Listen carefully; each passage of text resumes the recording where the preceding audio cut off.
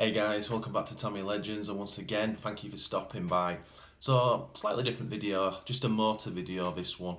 So my sort of brushed motor of choice at the moment is the Tamiya Superstock RZ 23 turn. It's rebuildable, but it's not a modified motor, it's a stock. And it churns out about 27,500 RPM under no load, which is pretty cool motor, and it looks very blingy. Now I've used this motor 2 or 3 times and it's been on gravel, so I'm due to just give it a little bit of a clean up anyway. But at the same time, I was just getting rid of some old motors which I don't use. This is an old Actor Power, and it's not the correct rotor in it. But I was thinking, obviously this has got bearings in on the 2 bearings either side, whereas these are bushes. So I thought it'd be pretty cool to strip this down, clean it, and swap the bearings and bushes over, because I think sticking bearings in that'll make a big difference. Obviously, for how the motor runs anyway, and sort of the maintenance of it, bearings are going to be far superior. So let's have a look. So I'll try to get the camera as low as I can to show you this. Now obviously I am no expert when it comes to motors, I've got very basic knowledge. As I say, with this motor being in the state it's in, I'm just going to take it apart. I don't have to line anything up. But with these motors, and this is the important bit, this engraving on the can has to match up, it has to go back the same place together. Very, very important. Now obviously this doesn't have adjustable timing in degrees, so what I always do, I always take a picture of it where it's got to go, so you know what position the end bell's in, and then when you put it back together you know exactly it's in the correct place. So I'll do that now and then we'll start the stripping process.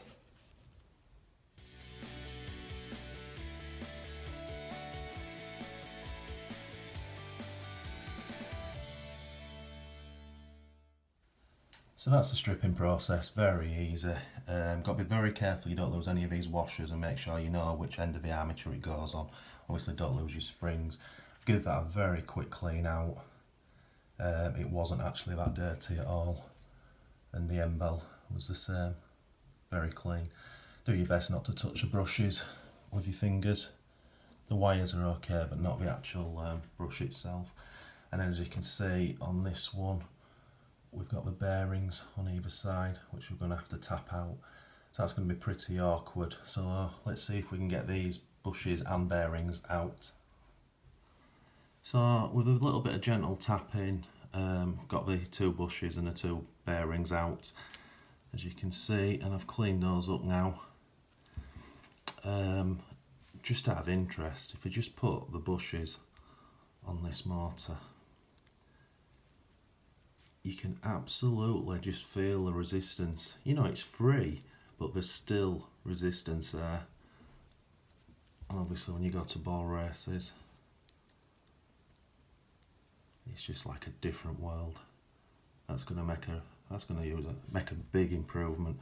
So I'll get these back into position, and then we'll build the motor back up. Right, that's the bearings in, as you can see. A bit of a disclaimer there, you can't force these bearings in, they're a very tight fit. You've got to tap them in gently and use the correct tool. So do your research, don't just watch this video and think you can just bang them in, because you'll damage your bearings. But as you can see, they're both in, and most importantly they're both flush. So what I'll do now is we'll build this motor back up. So first things first, as I said, make sure that you put your washers on. Be very gentle when you're putting this, I don't know what it's made from, it does be very brittle. 1 washer on the bottom, and make sure you keep that straight, finger over the edge.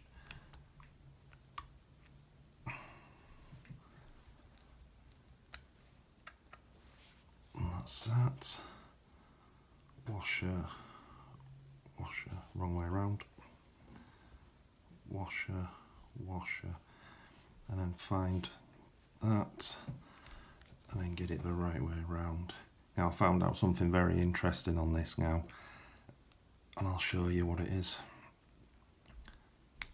So that goes down, and that's obviously what I presumed for a modified motor is your timing, but in actual fact if you listen when I turn it, there, clips into place so it can't go anywhere. And it's just a case of just nipping these up very gently. Do not over tighten these, and with your screwdriver do not hit these surface mount capacitors because they'll break very easily. Just nip it up, not a lot of pressure, and that's that. And then again, not touching the brushes.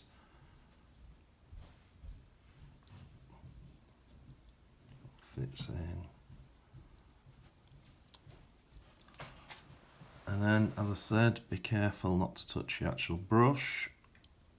That goes in there, and then put your spring on. That's in, make sure wire's back. Same on the other side.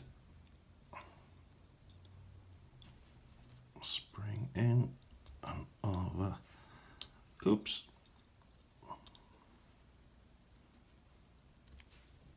Push down and in. And that, my friends, is that built back up. So what I'm going to do now is I'm just going to hook it up to some radio gear, because obviously the magnets are solid in here, and it's mega tight, which it was anyway, but I just want to run it and just make sure that it sounds correct. So let's set that up. Right, just set this crude setup up just to put some power through it and make sure everything's working. I'll just put the throttle to 50%.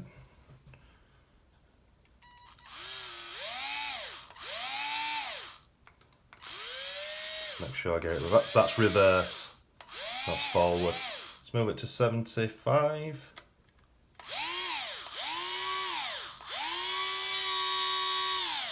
And then up to 100 full throttle. Yeah.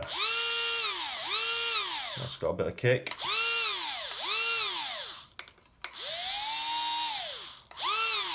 Yeah.